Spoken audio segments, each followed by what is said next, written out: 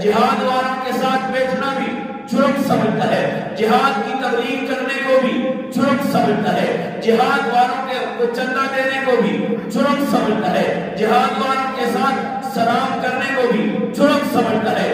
خدا کی قسم، جس دن اللہ نے موت لکھ دی ہے، اس سے ایک گھڑی نہ پہلے آئے گی، ایک گھڑی نہ بعد میں آئے گی۔ رب تعالیٰ نے فرمایا اِذَا جَاءَ أَجَلُهُمْ لَا يَسْتَأْخِرُونَ سَاعَةً وَلَا يَسْتَقْدِمُونَ۔